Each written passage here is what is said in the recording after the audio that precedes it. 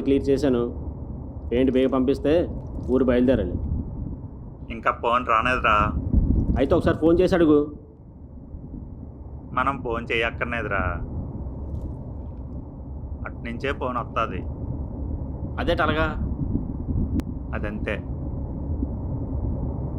ప్రతిసారి పేమెంట్ తీసుకొని నీకు ఇచ్చేవాడిని కదా, అందుకని నీకు ఇవన్నీ తెలియదు.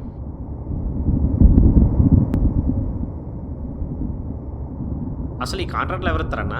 నాయుడు. స్పాట్ ఎవరు ఫిక్స్ చేస్తారు? నాయుడు. టైము? నాయుడు. మరి ఆ నాయుడికే ఫోన్ చేసి అడుగు. చెప్పాను కదరా, అట్నుంచే ఫోన్ వస్తుందని. అయినా ప్రతిసారి కొత్త నెంబర్ నుంచి ఫోన్ చేస్తాడు. ఏ నెంబర్కని ఫోన్ చేయాలి? కొత్త కొత్త నెంబర్ నుంచి ఫోన్ రావడం ఏంటి? నాయుడిని ఎప్పుడైనా కలిసావా? లేదురా. మరి నీకు తెలిసిన వాళ్ళు ఎవరైనా నాయుడిని కలిసారా? లేదు. ఎవరు కలవలేదా? నీకు లాస్ట్ టైం వచ్చిన నెంబర్కి ఒకసారి కాల్ చేయనా? దేనికిరా? ఏ లేదా నా పేమెంట్ బే పంపించమని అడుగుదాం. సరే ఒకసారి పోనీ. ఇదిగో.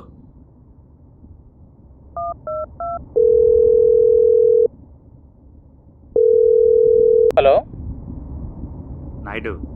ఎవరు? పని అయిపోయినది, పేమెంట్ పంపితే బయలుదేరుతాం. ఏం మాట్లాడుతున్నారు? అసలు ఎవరు మీరు?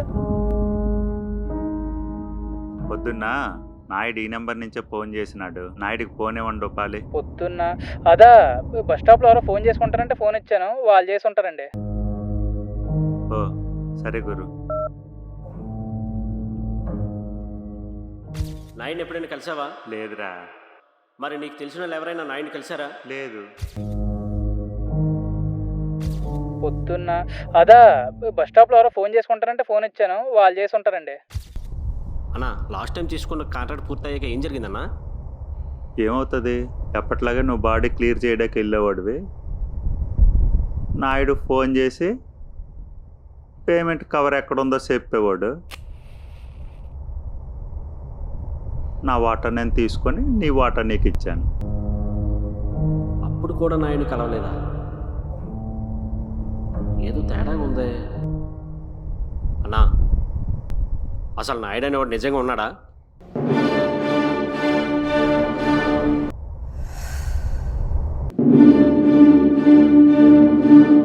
ఏటంటున్నావురా? నాకేదో తేడా కొడుతుందన్నా. నువ్వెప్పుడు నాయుడిని చూడలేదు, కలవలేదు. ప్రతిసారి కొత్త నెంబర్తో ఫోన్ చేస్తాడు. ఇప్పుడు మనం లేపేసినోడు పెద్ద తలకెలా ఉన్నాడు. ఇలాంటి పనులు చేయడానికి నాయుడు లాంటి డమ్మీ మనుషులు క్రియేట్ చేసి కథ నడిపిస్తారు. రేపు పొద్దున్న పోలీసులు ఈ కేసు మీద గట్టిగా కూర్చుంటే నువ్వు నేనే దొరుకుతాం. అప్పుడు మన ఇద్దరిని ఎన్కౌంటర్లో లేపేస్తారు. ఆడెవడో తెలీదు, నిజంగా ఉన్నాడో లేడో తెలీదు. అసలు ఏం జరుగుతుందన్నా?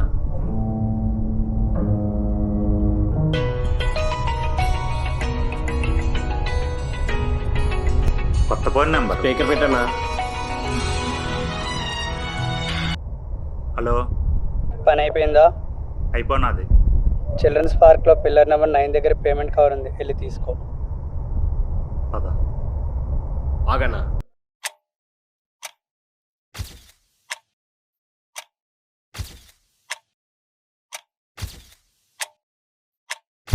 అన్నప్పుడు వచ్చే నెంబర్కి ఒకసారి ఫోన్ చేయనా? దేనికిరా? చైనా చెప్తాను.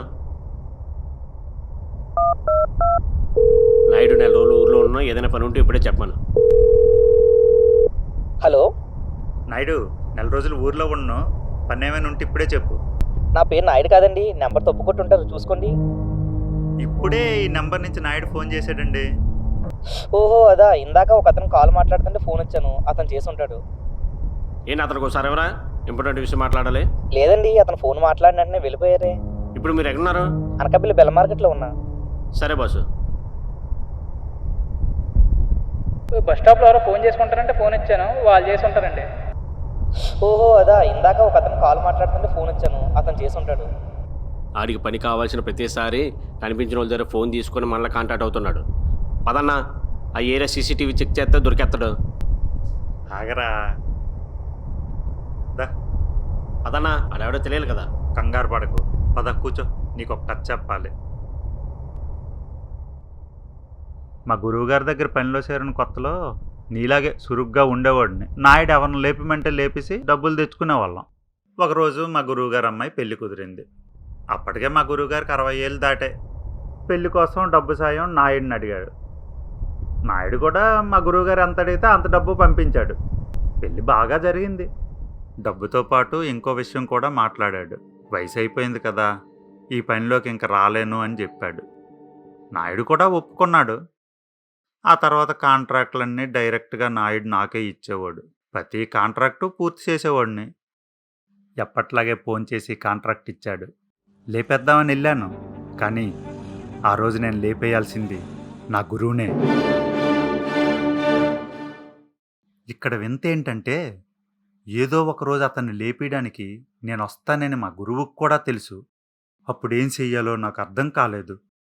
అప్పుడు మా గురువుగారు గరుడ పురాణంలో వైతరణి నది గురించి చెప్పారు. ఆ నది అంతా చీము, నెత్తురు, మొసళ్ళు, పాములతో నిండి ఉంటుంది. ఇక్కడ పాపాలు మూట కట్టుకున్న వాళ్ళంతా ఆ నది దాటాలి. నది అవతల ఏముంటుందో తెలియదు. వెళ్ళే దారంతా నరకం. ఇప్పుడు మనం చేసే పని కూడా అలాంటిదే. ఇందులోకి రావడం వరకే, తిరిగి ఒడ్డుకి వెళ్ళాలన్నా వెళ్ళలేము. ఈ నాయుడు అనేవాడు నిజంగా ఉన్నా లేకపోయినా మనకొచ్చే కాంట్రాక్ట్లు మనకు వస్తాయి. కాబట్టి నువ్వు ఈ విషయాల గురించి ఎక్కువ ఆలోచించకు. మరి మీ గురువుగారిని ఏం చేసావన్నా? ఏదో రోజు మా గురువుగారి స్థానంలో నేనుంటాను, నా స్థానంలో నువ్వుంటావు. అప్పుడు నీకే అర్థమవుద్ది. పద, డబ్బులు తెచ్చుకుందాం. ఏదో రోజు మా గురువుగారి స్థానంలో నేనుంటాను, నా స్థానంలో నువ్వుంటావు. ఈ నాయుడు నీకే అర్థమవుద్ది. ఉన్నా లేకపోయినా మనకొచ్చే కాంట్రాక్ట్లు మనకు వస్తాయి. ఇందులోకి రావడం వరకే, తిరిగి ఒడ్డుకి వెళ్ళాలన్నా వెళ్ళలేము.